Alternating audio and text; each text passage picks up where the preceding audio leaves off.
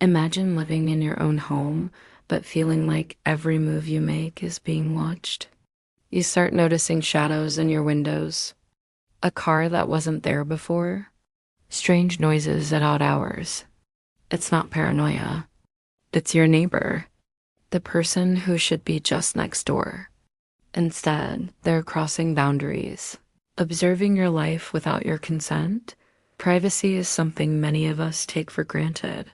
In our homes, we expect safety, security, and control over who sees what we do. But what happens when that line is crossed?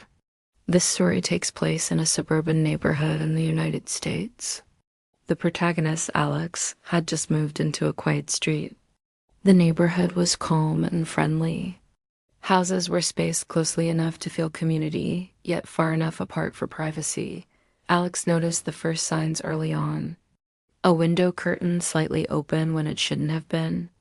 A neighbor's car parked across the street longer than normal. At first, Alex assumed it was coincidence. But over the weeks, it became clear that something was off. The neighbor had a pattern. They were often outside at unusual times. Sometimes, when Alex was in the backyard, the neighbor appeared across the street, pretending to do yard work but clearly observing. At first, it seemed harmless, but the behavior escalated. The situation intensified. Signs of surveillance became undeniable. Small cameras and reflective surfaces pointed toward Alex's property. The neighbor showed up in places Alex did not expect, always knowing the schedule. Conversations became oddly probing. Questions about who Alex met, when they left for work, and what activities they did. Alex tried addressing the situation casually. Waved, greeted the neighbor, hoping acknowledgement would discourage the behavior. It didn't work. Next, Alex documented everything. Dates, times, unusual incidents were recorded. Photos were taken when the neighbor's behavior was visible. Even small things mattered, like the neighbor pretending to walk their dog while clearly observing Alex's yard. After collecting evidence, Alex attempted a direct conversation. Calmly explained feeling uncomfortable and requested boundaries. The neighbor denied wrongdoing. This is common with someone who refuses to acknowledge inappropriate behavior. Weeks passed. The neighbor's actions became bolder, peering into windows during the day, lingering near driveways, leaving notes with personal questions. The situation had moved from passive observation to active intrusion. Why does this matter? Because it's about boundaries, safety, and the right to privacy. In the United States, invasion of privacy is taken seriously. Installing cameras to monitor someone without consent, peeking into windows, or following someone can be grounds for legal action. People have the right to feel safe in their homes. Constant surveillance also affects mental health. Anxiety, stress, and hypervigilance are common when someone feels watched. Alex reported sleepless nights and the feeling of never being alone. Neighborhoods rely on trust and respect among neighbors. When one person repeatedly violates boundaries, it creates tension, fear, and distrust. Many people underestimate subtle forms of stalking. It may not involve threats or violence initially, but the emotional and legal consequences are real. Alex responded responsibly. Installed privacy fences, window films, and motion detecting lights. Cameras were positioned legally to cover the property. Contacted a local attorney specializing in harassment and privacy law. Learned about restraining orders and local laws. Spoke with other neighbors discreetly and discovered others had noticed unusual behavior too. The combination of evidence, legal guidance, and security measures helped Alex regain a sense of safety. The neighbor's behavior decreased over time. Legal framework and visible security measures served as deterrents. It's important to note that Alex's actions were measured and lawful. Escalation, confrontation, or retaliation could have made the situation worse. Documentation, legal advice, and personal security helped maintain control without risk. Alex's story is a cautionary tale. It highlights the importance of recognizing inappropriate behavior early and protecting privacy.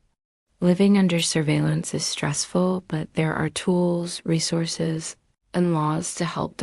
Key takeaways: document everything. Keep a detailed log with dates, times, and descriptions. Photographic evidence helps when safe and legal. Communicate boundaries. A polite but firm conversation can sometimes deter unwanted behavior. Seek legal guidance. Know local laws on privacy, harassment, and surveillance. Attorneys can provide options, including restraining orders. Enhance security. Use privacy fences, window films, and legal camera placements to protect yourself. Engage community support. Trusted neighbors provide observation, witnesses, and reassurance. Privacy is not a privilege. It's a right. Respecting boundaries and staying aware ensures neighborhoods remain safe, secure, and welcoming. Even in familiar settings, vigilance matters. By staying informed, prepared, and lawful, anyone in a similar situation can take control without unnecessary risk. No one should feel unsafe in their own home.